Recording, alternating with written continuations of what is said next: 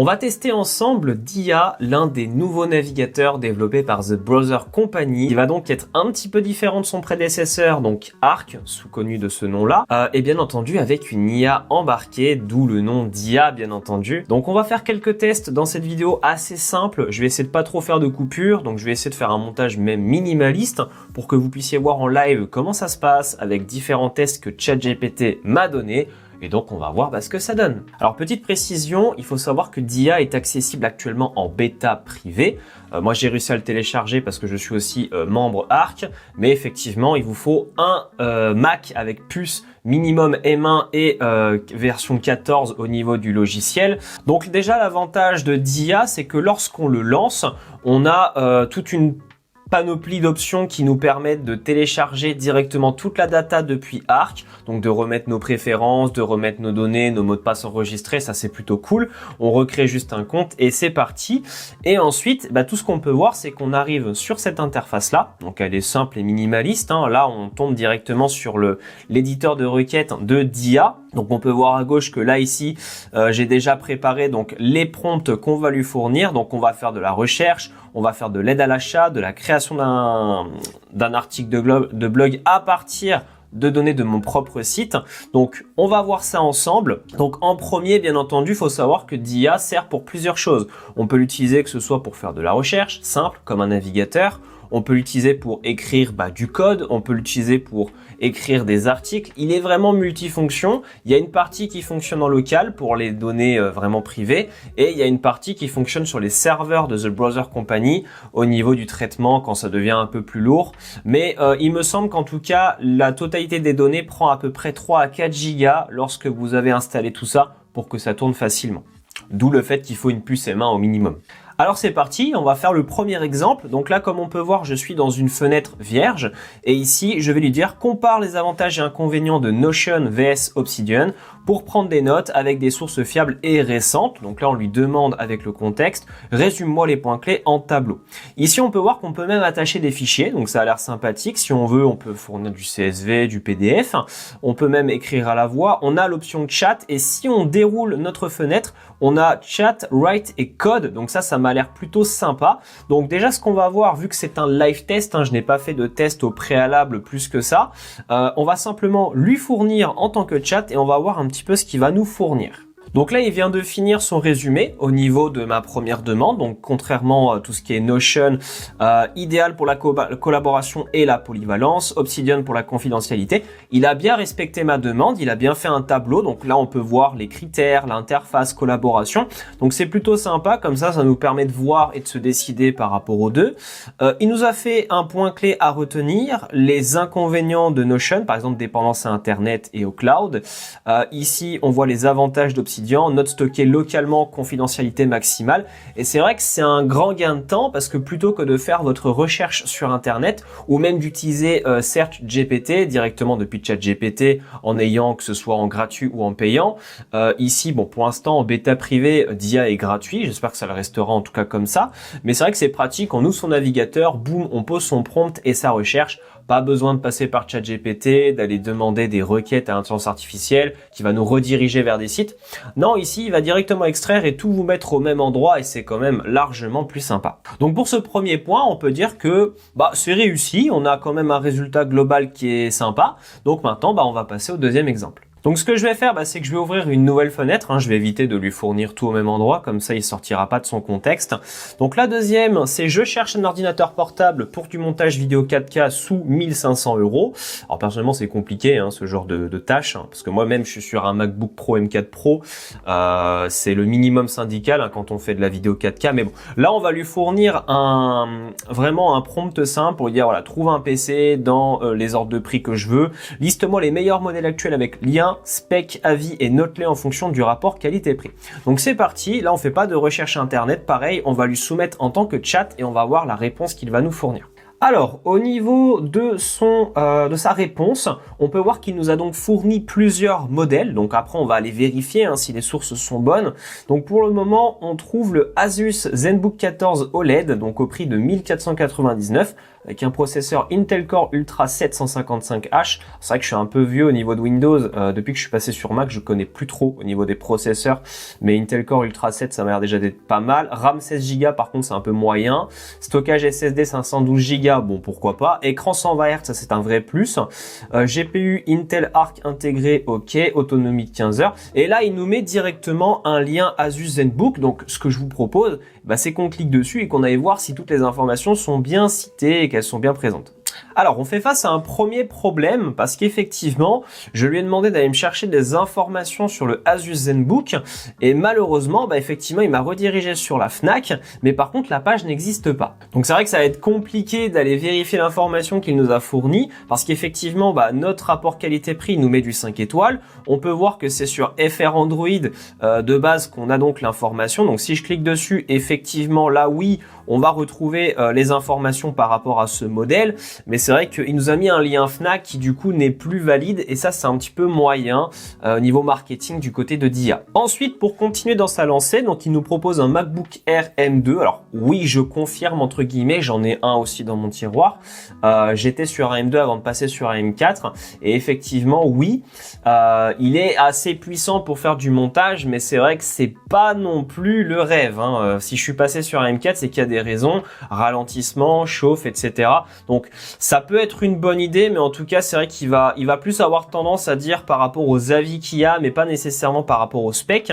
Donc il faut quand même avoir un retour utilisateur pour être certain et vérifier qui nous dit ça. RAM 8 Go, préféré 16, là d'accord c'est un bon point. GPU 8 ou 10 cœurs intégré, ultra silencieux, bonne optimisation, ok, pourquoi pas.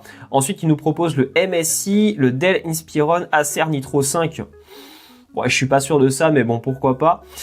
Conseil pour le montage 4K, 16 Go de RAM minimum. Moi, je vous en recommande minimum 24. Personnellement, c'est beaucoup plus pratique. Après, ça dépend pas vraiment de la RAM. Ça dépend plus principalement, vraiment, et ça, c'est vraiment super important, c'est de la qualité, en fait, de la puce. C'est vrai qu'aujourd'hui, si on prend la différence entre un ordinateur Windows et un Mac, c'est pas du tout la même optimisation. Les logiciels aussi, c'est vrai que moi, j'utilise plus Wondershare. Il y en a qui utilisent Final Cut Pro. Si je passais sur Final Cut Pro pour 349 boules, oui, là effectivement j'aurais une performance accrue. Mais est-ce que ça les vaut pour des vidéos simples comme ça? Non, pas nécessairement. Donc là, pour cette demande-là, on a trouvé des bons comparatifs, mais après c'est vrai que ça va dépendre de votre besoin. Eh bien, on va passer sur le troisième exemple à présent. Donc ici, on va lui demander tout simplement de rédiger un article de blog complet et optimisé pour le SEO, parce qu'effectivement, dans cette vidéo, l'objectif, c'est aussi de présenter la nouvelle façon pour les navigateurs et les intelligences artificielles de faire des recherches. Si aujourd'hui DIA te met à disposition un navigateur qui est capable de faire des requêtes, c'est pas pour que tu ailles toi-même sur les sites chercher l'information. Non, parce qu'on le verra tout à l'heure, il y a une fonction de chat qui est vachement sympa et tu vas voir que franchement, elle est très efficace. Donc là, on va lui demander d'aller sur mon site web, tout simplement, de reformuler les informations, d'ajouter une introduction percutante, conclusion engageante. Donc c'est parti, on va faire chat et on va voir un petit peu comment il va se débrouiller. Alors, il a fini, donc il a utilisé la fonction write, bien entendu, donc il n'y a pas uniquement que du chat, c'est aussi par rapport à ce qu'il fait. Donc le titre, pourquoi un site web professionnel est essentiel pour booster votre activité en 2025, je vous rassure, je vais pas tout lire. L'introduction à l'ère du numérique, etc., les avantages d'un site web. Donc on peut voir qu'il a bien pris les informations qui sont disponibles, d'où également de bien construire son site web pour que ce soit trouvé, sinon ça risque d'être compliqué. Aujourd'hui, 97% des consommateurs, gagner en crédibilité, disponibilité 24/24. Donc, il l'a bien construit. En règle générale, c'est vrai qu'on n'aurait plus qu'à copier en soi ce qu'il nous a donné, la mettre dans un format Markdown ou alors, bien entendu, de construire une page directe. C'est vrai que sous Next.js, moi, je m'embête très rarement. Je ne fais pas des blocs dynamiques. Je le fais directement depuis mon projet. Ça prend exactement le même temps. Vous ajoutez une page, boum, elle est statique. Elle sera mieux référencée que sur une page dynamique. Mais après, ça tient qu'à moi. C'est parce que c'est mon propre site et j'ai pas envie de m'embêter à rajouter du dynamique. Donc, on peut dire que pour cette troisième option, c'est plutôt sympa. Et donc, par rapport à celle-ci, j'avais aussi envie de tester une chose. Donc, on va prendre cet onglet-là. On va directement se rendre sur mon site internet. Et là, ce qu'on va faire, c'est qu'on va utiliser la fonction de chat qui est là. Parce que oui, dès qu'on va ouvrir une page, on a le chat qui est là. Et là, directement, il va nous attacher le site internet sur lequel on est. On peut, bien entendu, joindre des fichiers. Mais moi, ce que je vais lui demander, tout simplement, c'est de résumer ce que ce développeur propose sur son site internet. Donc là, on peut voir qu'elle est en train de réfléchir. Donc là, elle va ensuite aller sur les différentes pages. Alors là, on peut voir d'ailleurs qu'il s'est un petit peu planté au départ. Il m'a bien par contre sorti au niveau de moi. Donc là, comme on peut voir, mais quand on voit les articles qu'il a lus, il a bien lu anthonymarandon.fr qui est le mien. Mais si vous regardez Anthony Marandon sur internet, on tombe aussi sur un créateur de macarons. Donc là, c'est plus dans le domaine de la cuisine. On sort un petit peu du contexte. Mais néanmoins, voilà, il a mis Anthony Marandon propose la création de sites web sur mesure, etc. Solutions digitales. Donc, on peut voir les différentes informations, les sites réalisés, les valeurs ajoutées, parcours du site, etc. Donc, c'est vrai que c'est là qu'on a un très gros avantage. C'est qu'au lieu de parcourir mon site complet, car ça, c'est aussi la mission numéro 1 d'un développeur et d'un client, enfin, d'un entrepreneur quand il crée un site internet, c'est qu'effectivement, faut pas s'attendre à ce que votre client, votre prospect, quand il va voir votre site, il va pas se dire, ok, augmentez votre trafic client avec un... Non, il lit pas la majorité des choses. Il va juste regarder ce qui est en évidence. Ok. Ça dure une seconde. Clairement, c'est comme ça que se passe vraiment la visite d'un prospect. C'est pour ça qu'il y en a beaucoup qui disent « Ah, moi je veux un site web qui est super bien designé. » Ça sert à rien. Non, vous voyez, le mien est simple, il est blanc, il y a juste des titres comme ça. Ça attire direct. Il faut que toutes les informations soient dans les premières pages. C'est comme quand vous regardez une vidéo YouTube, pour qu'elle soit intéressante, tout se passe dans les 30 premières secondes. Si c'est pas dans votre sujet, ça sert à rien, vous la quitterez au bout d'un moment. C'est pareil pour celle-ci. Si vous la trouvez pas pertinente, au bout d'un moment, vous allez vous dire « Ça m'intéresse pas, je passe à la suivante. » C'est partout pareil. Donc là, on peut dire qu'il a bien résumé les choses sans aucun problème. Donc, on va pouvoir passer à l'étape 4. Donc là, on est sur un prompt un peu plus simple. On va tout simplement lui dire d'expliquer ce qu'est le machine learning, comme si j'avais 10 ans, avec des exemples visuels simples que je peux trouver sur le web. Donc encore une fois, on n'est pas en train de demander à ChatGPT qui est capable de faire des schémas autres. On s'adresse à une IA quand même d'un navigateur qui a des limitations quand même. Donc on va lui fournir le prompt et l'objectif, c'est qu'il aille chercher toutes les informations requises par rapport à ce que j'ai besoin. Donc au niveau des premières images qu'on a, on peut voir qu'il nous a trouvé donc le machine learning pour les enfants, effectivement. Donc là, je retombe en enfance. Suggestion ou de musique. Donc là, on peut voir ici, si on parcourt un petit peu, on a du texte. Donc c'est vrai qu'il nous apprend légèrement, mais après, ça va pas être super pratique. Reconnaissance d'image comme reconnaître un chat ou un chien. Donc là, il nous met un premier lien, par exemple, sur tableau.com. Donc on va cliquer dessus. Donc là, l'article est en anglais, bien entendu. Donc ça va pas être super facile à voir. Après, on peut le traduire. Bon, c'est pas super clair, hein. Va falloir quand même traduire au niveau de ça. Je m'attendais plus à des exemples illustrés, donc on peut dire qu'il a fait une bonne recherche, mais c'était pas non plus le meilleur lien qu'il ait pu me fournir. Suggestion de vidéo ou de musique, quand YouTube ou Netflix te propose une vidéo, donc on a coursera.org. Si jamais on clique sur le lien, effectivement, là, il nous met certaines informations. Ok, machine learning. Donc, on a pas mal d'informations qui sont précisées, mais après, c'est vrai que ça manque un peu de contexte. J'aurais préféré qu'il me donne des images concrètement et me dire ok, je vais aller sur ce site, un peu comme un bloc-notes, de se dire ok, j'ai tel site à aller voir, un exemple visuel à explorer. Donc là, on va directement aller sur celui-ci, on va voir Visual Introduction to Machine Learning, et si on scroll, ok. Donc là, tout est en anglais, mais bon, ça a l'air pas mal parce qu'on voit des exemples visuels sur le côté, même si c'est pas non plus super clair, mais déjà c'est un peu mieux, c'est illustré. Donc si on traduit le site, déjà on pourra s'attendre à un peu plus de compréhension. Il est temps maintenant de passer du coup au dernier et 5e prompt. Donc là, on va pas vraiment faire en fait sur une recherche spécifique. On va plus lui demander un exemple de script Python qui extrait des sites, qui extrait les titres d'articles d'un site web, par exemple d'un blog WordPress. Puis explique-moi ligne par ligne comment ce code fonctionne. Donc là, on lui demande pas de source, rien du tout. On va tout simplement lui demander de nous expliquer ça vraiment grosso modo. Donc là, nous avons notre réponse. Donc il nous a fourni un code Python. Donc c'est pour ça qu'on peut effectivement lui demander du code. Ça reste assez sympathique. Donc là, il nous a mis le script.py. Donc PY, il vous faudra bien entendu Python si vous voulez l'extraire. Il nous explique donc import request. Je ne suis pas du tout développeur Python, donc je ne connais rien à la structure. Je sais juste la lire à peu près, donc je comprends en fait ce qu'il fait. Comme tout, hein, quand on développe, peu importe le langage que c'est, on sait le lire, mais le coder, ça va être encore une autre histoire. Donc là, on définit l'URL du site analysé. Donc il sait que c'est blog par exemple .com. Ensuite, il envoie une requête HTTP pour récupérer le contenu de la page. C'est généralement comme ça que ça se passe. Il va envoyer une réponse de 100, il va la parser. Ensuite, il va dire que le titre égale à tac tac tac par rapport aux entrées qu'il va recevoir. Afficher chaque titre extrait. C'est d'ailleurs là qu'on voit que toutes les IA qui sont magiques ne sont pas si magiques que ça. C'est juste du code qui interroge du code, qui définit du code, etc., etc.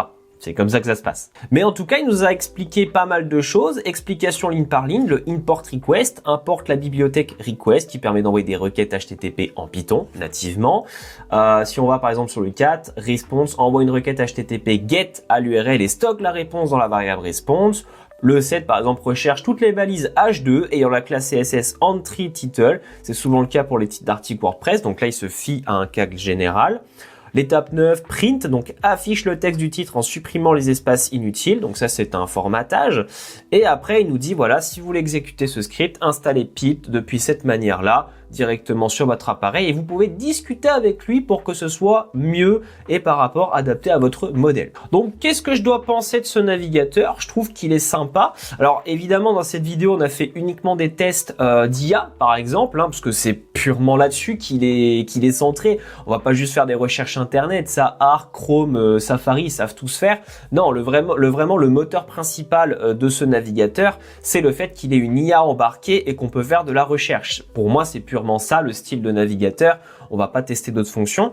Après, ce qui est sympa, c'est qu'on peut demander pas mal de choses, du code, on peut demander des articles de blog, on peut demander des explications et c'est gratuit. Il n'y a même pas besoin d'aller avoir un abonnement à ChatGPT. Donc, comme j'ai dit, espérons que ça reste gratuit comme ça, même si c'est en accès privé qu'il faut avoir un Mac. Mais en tout cas, c'est sympa parce que du coup, on a pu tester les fonctionnalités d'IA de ce navigateur qui sont plutôt sympas. Après, il y a certaines choses à revoir au niveau des requêtes et de savoir un peu où il va chercher l'information. La chose la plus importante, est-ce que je ferai confiance à ce navigateur pour importer d'autres extensions que j'ai notamment sur Arc, comme par exemple MetaMask, qui n'a rien à voir avec le domaine de la chaîne, mais qui est plus sur le côté crypto.